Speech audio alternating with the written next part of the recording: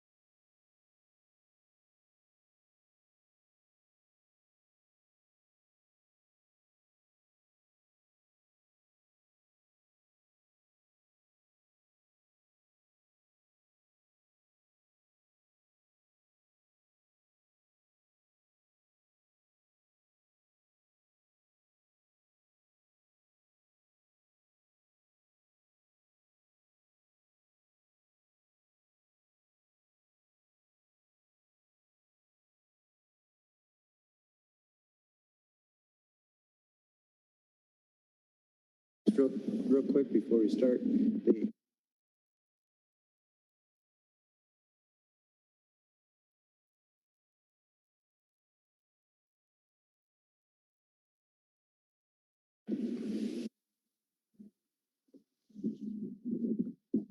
All right, if we could, let's call this meeting to order.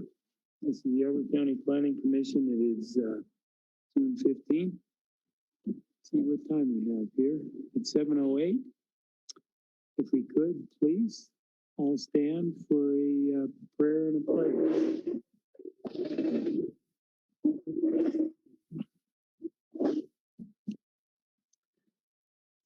Lord, make me an instrument of your peace. Where there is hatred, let me sow love. Where there is injury, pardon. Where there is doubt, faith. Where there is despair, hope. Where there is darkness, light. And where there is sadness, joy. We know that you're with us at all times in all places, if only we turn to you in faith. And so we turn to you now, seeking your continued blessings on those of us who have chosen public service, as well as those who are with us tonight in person or through Zoom to join us in our deliberations and decision-making. We ask that you would give all of us patience and the commitment to respect and to listen to each other. For the members of this commission, help us always be mindful that we are public servants. Help us to hear with our hearts and to think clearly and reasonably. Help us to have the vision to look at the issues before us with wisdom and the determination to do what is best, even if it's not easy. Guide us in all we do to work for the common good. Tonight, we also ask your blessings on our courageous first responders, as well as those who seek their help. We ask your blessings on all those who support and contribute to the work of this commission, knowing without their diligent efforts, our work here would not be possible. Loving Creator, we pray all these things in the name of Jesus and all that is holy. Amen. Amen. Pledge allegiance to the flag of the United States of America and to the republic for which it stands, one nation, under God, indivisible, with liberty and justice for all.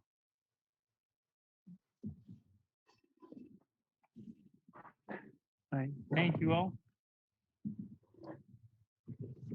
Okay, Christina, you could do a roll call. Okay, Justin Clausen.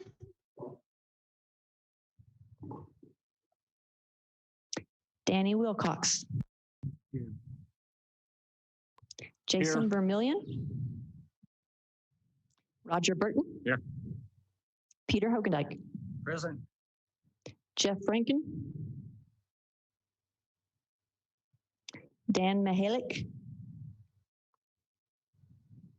Van Sands. And Dwayne Owens.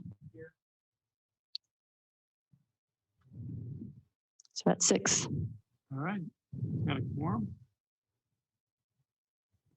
Next part, who we have? Christina, anything to report? Staff report? I'm trying to think of the last time I gave updates from the BOCC and what those items were. So I'm recollecting that I might have missed one. So I'm going back to the May 12th BOCC. These were the items that were on. Arrowhead Trail was a variance.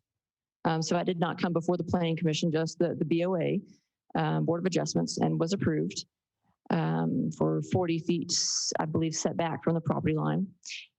Jubilee rezone and Porter rezone, and also the Spring Valley Ranch service plans were all approved. So I apologize that that was not on the agenda, but I wanted to make sure I was caught up. We hadn't had a lot of stuff going to them in a little bit. Also, I want to introduce my new folks over here. As you may remember, I said last meeting, Greg was leaving us and Jen was leaving us. Jen's still with us. She's working now part-time from home and part-time in the office as she's working to get her house in the market. Greg's last day was last Tuesday, and these fine folks, Cody Spade and Allie McGahee. I'll get it right eventually. Started last Monday. So they've been here, this is their second week. So Allie's my planning tech. She has some experience with economic development. Her worked with Manitou Springs and worked with her bachelor's in economics and got a taste for planning while she was working with Manitou Springs Chamber of Commerce. So we're happy to have her on board to help out and help her grow. And Cody comes to us from Carroll County, Maryland.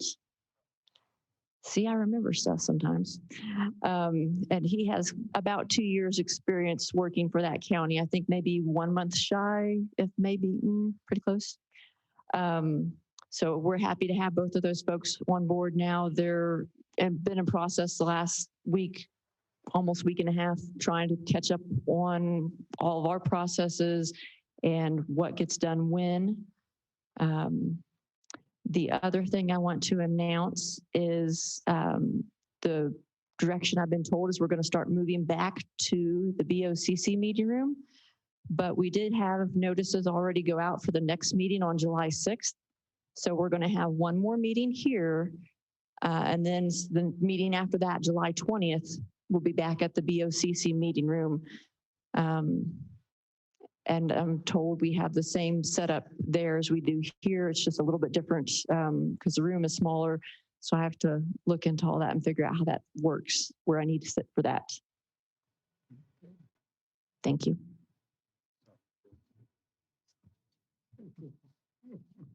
Alan, Cody, welcome. Thank you. All right, next on the agenda, consent agenda. Do we have anything, Christina? No? No, sir. Okay. Approval of meeting minutes. I think we have a set of meeting minutes. We have the April 20th. Can you hear me? Oh, is that better, Dwayne? Okay. We have a set of meeting minutes. April 20th? April 20th. The one from the previous meeting, I still need to get completed, so they'll be on the next agenda. Okay. All right.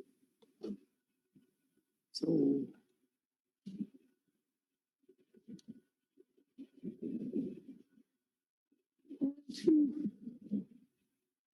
In our public hearing process? Or you want to approve the meeting minutes? You guys, can I have a motion? Yeah. Second. Make a motion that we approve the April 20th meeting minutes. And Dwayne Owen seconds it. All right, do we have any further discussion on the minutes? Okay, we'll forego the reading of them. All in favor? Aye. Aye. Okay. Under the public hearing process, I'll kind of quickly go over. We enter into this process through just a couple things to state. First of all, we're a volunteer group with the Planning Commission. We're tasked with a quasi-judicial process in that we compare the application to the codes and ordinances that we have. Out of this, when we review an application, 3 outcomes. We could have possibly 3 outcomes. 1 is approval, 2, disapprove, 3, approve with conditions. And when I say approve, what that means is that we forward it to the BOCC with our agreement that we agree with the application. Second, if we disapprove, it will still go to the BOCC, but with our recommendation of not approval. Third is those conditions, we can add conditions to the application, and those will be forwarded to the BOCC. Ultimately, the BOCC has the authority and control over the acceptance of the application. So our process starts with a presentation from the staff, currently from all of you folks. And the second part is we'll ask the applicant to present their site. Okay, and then give us additional information. Then we'll look for citizen comments, any questions. We'll try to keep track of all those and then resend them to the applicant or staff to where we can get answers to the questions or concerns. After that's completed, we will question. We will either question the applicant or staff on the application, and then we'll vote. So with that, We'll start with the, I think we have one application tonight. It's the Jane's Rezone. And this is strictly rezoning property from one thing to another. So if you could, Christina, please, or Thank you, sir. Christina Stanton, CDS Director, and this is Jane's Rezone, case number RZ 190052. Let's see if this is gonna, there it goes. Oops, too far. Which is a rezone of a 24.96 acre parcel from agricultural A to agriculture 2, A2. The landowners, Brian and Angel Jane's applicant representative, Tom Maroney, is present. Again, it's 24.96 acres located at 29495 County Road 93, Rama. They had a pre-app meeting with us back May 30th, 2018. And I did notice when I was setting my PowerPoint together that I had a typo in the application submittal. It said 2020, I believe, January 27th, but it was actually this year, 2021. It's only had the one referral was from February 2nd through 23rd of 2021, which is our standard 21-day referral. We have Planning Commission tonight, June 15th, 2021, and this item is scheduled to be before the Board of County Commissioners on July 14th, 2021. So here we have the zoning and aerial maps. So you can see that everything else in the vicinity, for the most part, is agriculture. There are some other properties out there that are A2 and some RA2, very small ones. I'm trying to see where they're even at. I know there's one right at the corner of County Road 93 and 122. I can't even see where the other one's at right now. But you can see this is kind of an unusual shaped lot.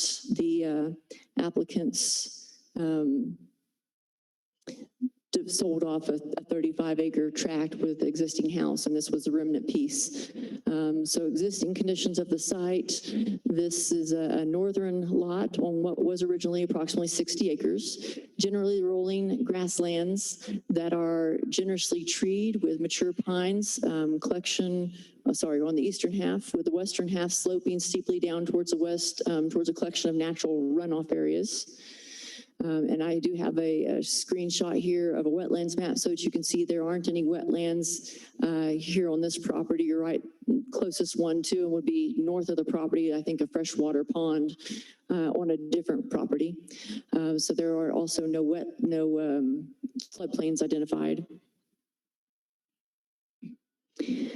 These are notification information. The property owners within 1,320 feet of the property boundaries were notified on April 19th, 2021. Sign was posted on the property on May 3rd, 2021, and notice was published in the Elbert County News on May 27th, 2021. And I think, like, did I have a typo in there on the report or not? Yes, I think I had April 29th for the newspaper in my report, and I caught when I was cleaning up this that was an error.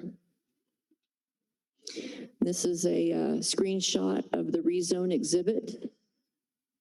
And as noted, I think in the staff report there, we are doing the minor plat concurrently to clean up this split. And this rezone will bring it into conformance with the zoning regulations. So referrals were sent to building department, public health, Division of Water Resources, the Elbert County School District, C2 Kiowa Fire Protection District, and Kiowa Conservation District. And of those, the most notable was the water. They needed some additional information. This applicant did have a water attorney that submitted a supply letter May 4th of 2021. I haven't heard anything back from the state. Tom may be able to speak to that a little bit here shortly. The school district had no objections, but it did state that a cash in lieu and improvements fees would be due at the time of subdivision. They did not specify what those fees were. And the other agencies that were referred all had no objection. So standard review criteria for rezone is in Article 3C4 of the Elbert County zoning regulations. Lists criteria A through F for all rezone requests, and the 6 criteria are as follows. A, whether proposed rezoning conforms to and is generally consistent with the goals and policies of the Elbert County Comprehensive Plan. B, whether the proposed rezoning is compatible with surrounding land uses. C, whether the proposed rezoning would adversely impact the provisions of public services. D, whether the proposed rezoning would adversely impact the environment. E, whether the proposed rezoning would create unreasonable traffic congestion or burden the existing road system without improvements. And F, whether the proposed rezoning will not otherwise be detrimental to the health, safety, or welfare of present or future inhabitants of Elbert County. Kind of answered those questions, those comments here on this next slide in my evaluation, and it comes right out of the staff report. The Elbert County Comprehensive Plan is supported with the smaller developments. It offers additional low-density residential lots, and does not eliminate the agricultural usage or rural character of the area. The land uses in the surrounding area are agricultural and single-family residential. The proposal will not adversely impact the provisions of public services and is approved by emergency services. Again, that goes back to the no comment from our health and our fire folks. Proposal will not adversely impact the environment. It will correct and bring into compliance the lot that was illegally created in August of 2020. The proposal will allow for a minor plat and correct the illegally, pretty much same thing I just said, they're illegally created lots. The rezone corrects the zoning to conform with the minimum lot sizes in the Elbert County zoning regulations, and the minor plat, which is being reviewed concurrently, and will be approved administratively if and when this rezone is approved, will correct the illegal lot and bring it into conformance with the Elbert County subdivision regulations. The addition of one more lot will not significantly impact the existing road system. And F, the proposed rezoning will not otherwise be detrimental to the health, safety, or welfare of present or future inhabitants of Elbert County. The health department and fire protection districts, like I said before, both of them had no objections to the request. So the findings are based on those items as well out of our zoning regulations. It's findings A through E. Proposal is in general conformance with the Elbert County Comprehensive Plan. B, the proposal meets criteria for approval in the Elbert County zoning regulations. C, the Elbert County subdivision regulations are not applicable to the rezoning application. D, the proposal is compatible with existing and allowable land uses in the surrounding area. And E, the proposal will not result in significant impact to the health, safety, and welfare of residents and owners of the surrounding area.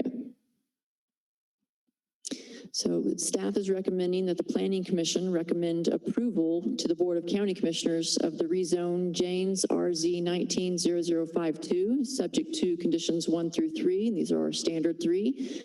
1, the applicant will be required to remove the public hearing signs within 7 days of approval by the Board of County Commissioners. 2, the rezone shall not become effective until all fees are paid, conditions of approval are met, and the rezone exhibit is recorded. And 3, recordation of all appropriate documentation to occur within 180 days of Board of County Commissioners approval. Thank you. Thank you, Christina. I believe, Tom, are you representing Mr. James?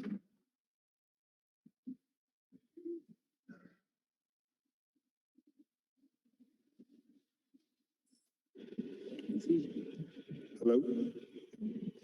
Thank you. Thank you, commissioners, for being here.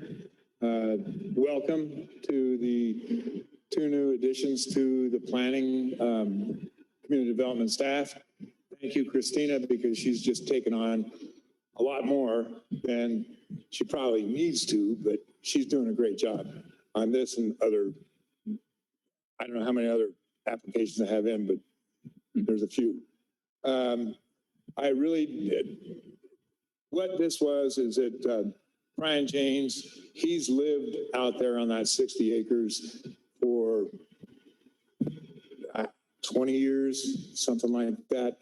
And through conditions with medical conditions with his wife, and this and that, they really needed to, they sold the house and 35 acres a year, something like that ago, and wanted to rezone the rest of it so they could build another house on that. They're longtime residents of Elbert County.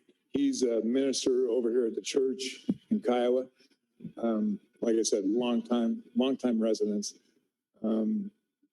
So we just want to bring this into compliance. They want to build their home, new home there. We talked to fire. We've talked to everyone. They're all in agreement with it as far as access is concerned. And as far as the water is concerned, we had to go through a little back and forth with the state, but we've got that taken care of. They right now do have their well permit to drill a new well on that. Okay. Unfortunately, with COVID, the state, even though we're here and we're without masks, they still are not allowing anybody to come down into the office. And so it takes a little while for them to get back and forth. But we do have a well permit issued for this property, and that's been taken care of. Otherwise, it's pretty much straightforward, as you can most likely see. It's just something that they needed to do to move on with their next step. So I'll answer any questions you may have. Thank you. Let's see, do we have any citizen comments on the application out there?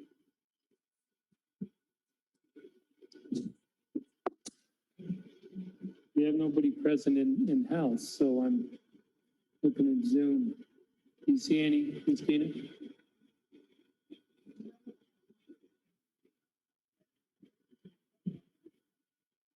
And if you could, please state your name and where you live.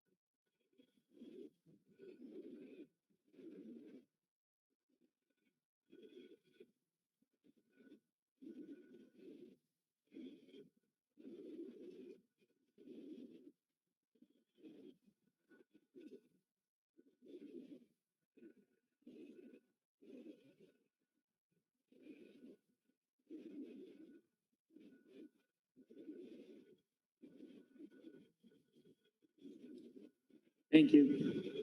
That easement address. As far as the address is concerned, the county will not issue an address to the property until the rezoning is complete and the subdivision is recorded. They can't issue an address on that until that's done. As far as, what was the other question was? There was egress access. Oh, no, they have an easement. They have an easement that we've recorded that they share the same access. That's a recorded easement at this point in time. And that was approved by the fire department. as far as access was concerned. I think the caller asked about lot numbers. Then the lot numbers, I'm sorry? had to do with lot numbers. Oh yeah, the lot numbers. The 35-acre parcel is not part of the subdivision that's coming up. That's a 35-acre parcel, which is legal through Senate Bill 35. So this is just lot one, that's it. There's the 35-acre parcel is a meets and bounds legal description that does not require a lot number, and it is not part of the subdivision process, which is administrative. So it's just going to be lot one, James subdivision. Because it's under the 35. The 35 has nothing to do with it. The 35 is not part of the proposed subdivision because it's 35 acres or more. So we had to bring this lot one into conformance with the zoning regulations because it was below 35 acres.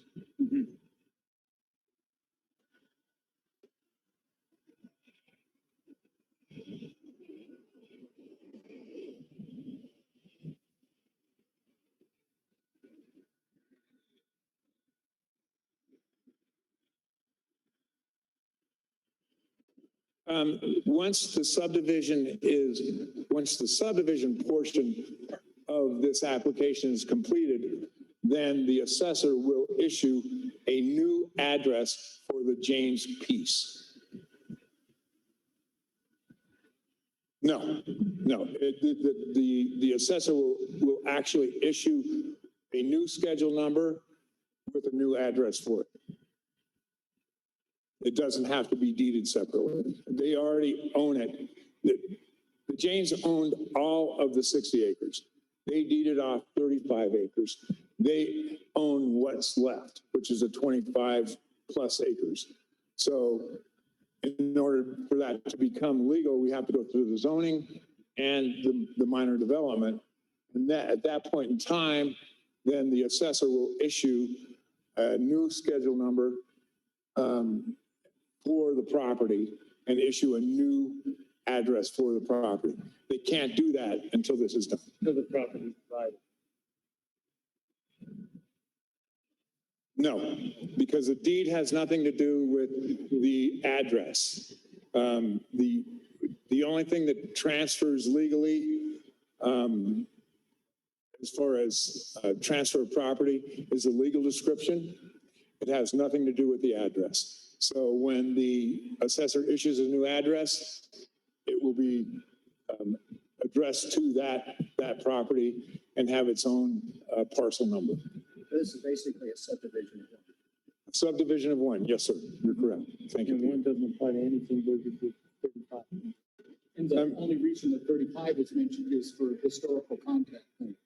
Yes, I mean, yeah, the 35 is a legal parcel right Yeah, now. The 35 has nothing to do with this. It's not lot one and two.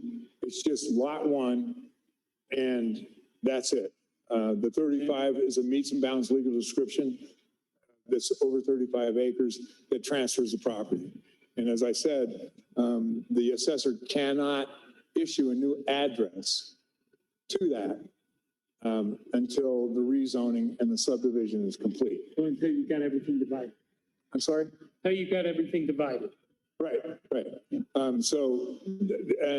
As far as legal transfer, I've been in the title industry for 40 years, and it's just a mention as far as the address is concerned. Addresses do not transfer legally. It has to be the legal description. So the new legal description on the 25 acres will be lot one. The 35 acres doesn't change. It still meets and bounds. Okay, do we have any further questions out there?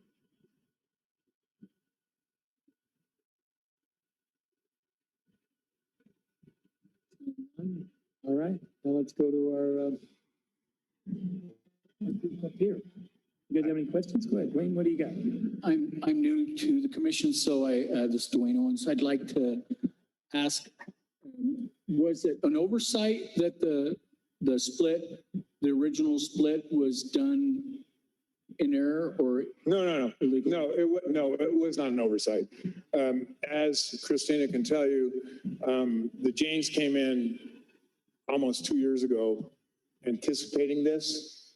And because of financial conditions and health reasons for the family, they had to sell the house in 35 acres. And so, yeah, it wasn't an oversight, but they did understand, and I told them from the beginning, if you do that, it's going to be an illegal parcel until we rezone it.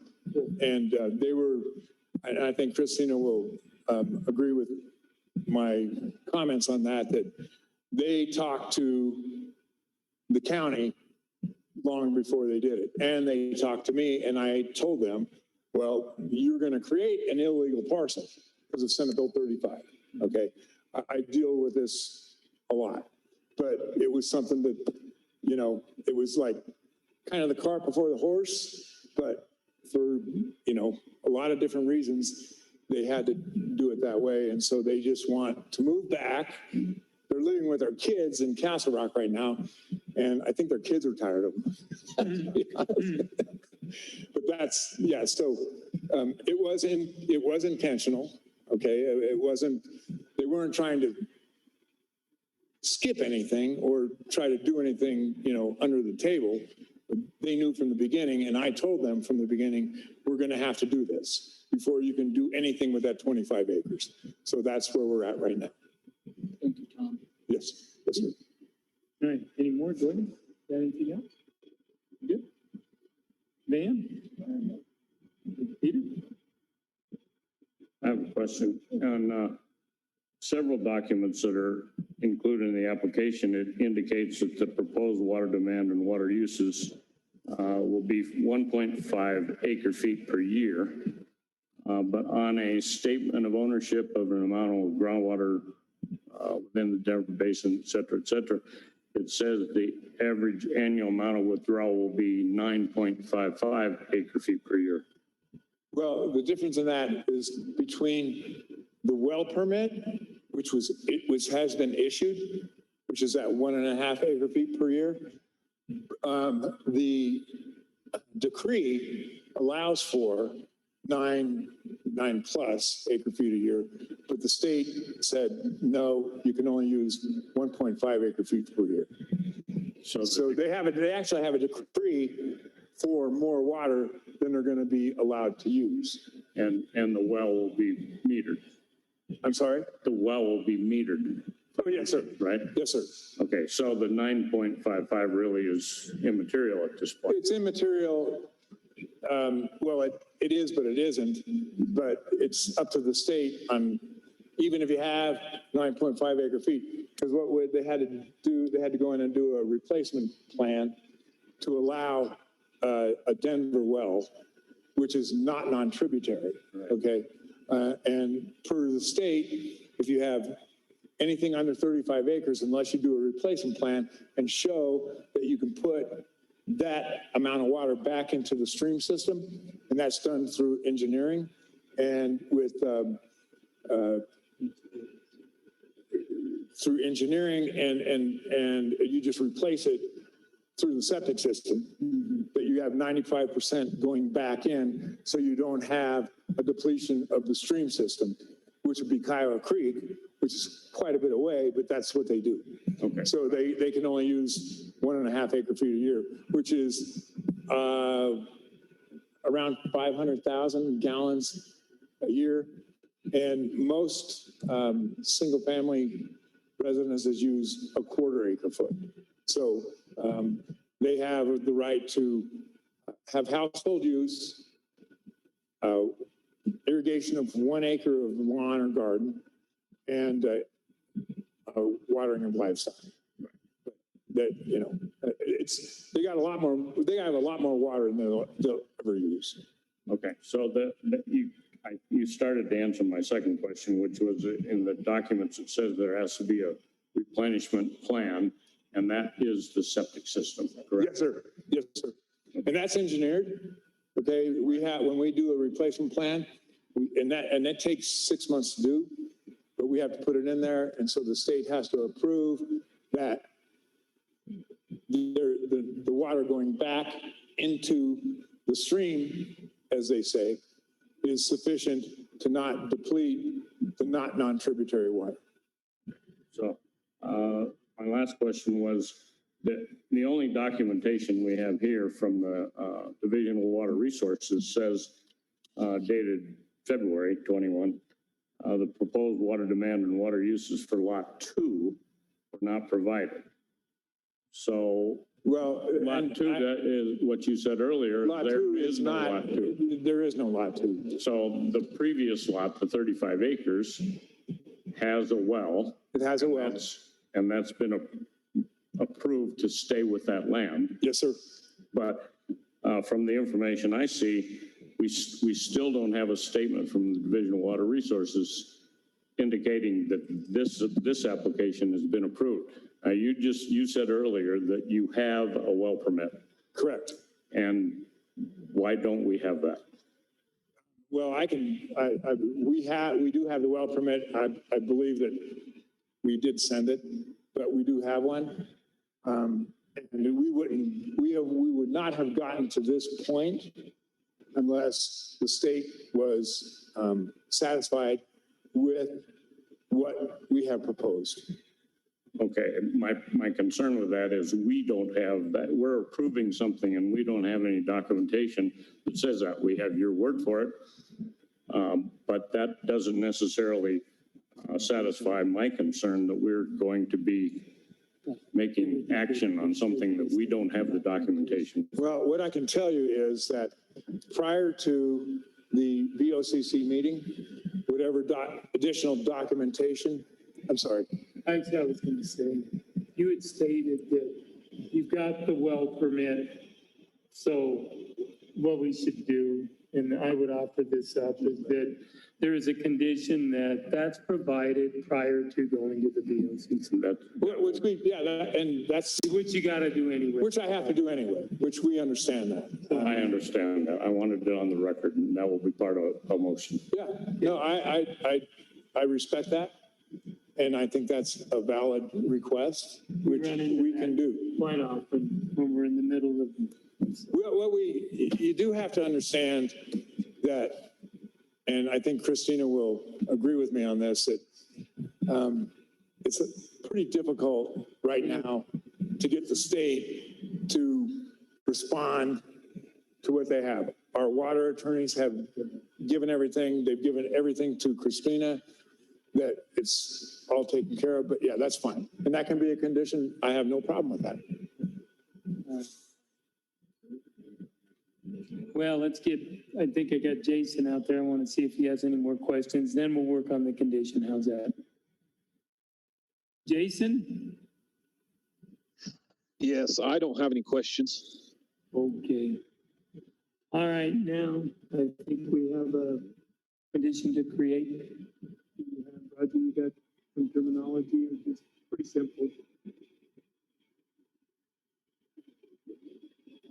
The well permit be provided prior to going. Yeah, I'm just, okay, relative to RZ-19-0052, I'll make a motion that we approve or recommend to the Board of County Commissioners approval for the rezone with the conditions that staff suggested in their memo, and with an additional condition that a letter, well permit, or other document from the State Engineer Division of Water Resources concerning approval of the water availability for the new lot and the new well be in hand before it is presented to the county commissioners.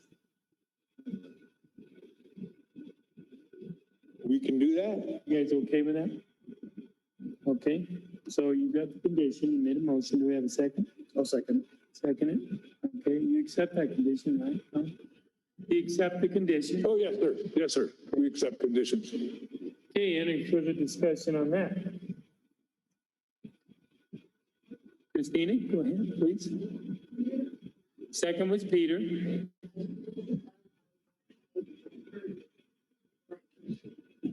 All right. Okay, we've got a motion and a second. No further discussion, so all in favor? Aye. Aye. Aye. Thank you, gentlemen. Thank I you. appreciate it. Thank you, Christina. Thank you, guys. Have a nice night. Let's hope it rains again. Now, your condition actually included the acceptance of the rezone too, I believe. It did. Yeah, so it was all together. It was all included. So. So we're good? Thank you. Thank you, guys. I'd like to add, for Tom, thank you for being here in person. I hate Zoom meetings. So do I. I got used to seeing you up here, but I prefer I don't like what I look like up there. prefer having the applicant in person. Thank you. It's like 10 minutes away, so I'll do it. So thank you, guys. You need a better, yeah. Mr. James, thank you.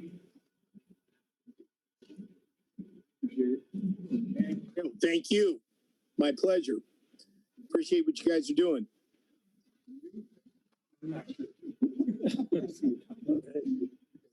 Yeah, appreciate seeing you. All right, at this point, Hope to see more of you, Tom. no more applications. You're gonna see a lot more of me, believe me, before I move to Florida. Okay. So, meeting's adjourned. Make a motion, we adjourn. Second. Good. All in favor? Aye. Thank you. Thanks, guys.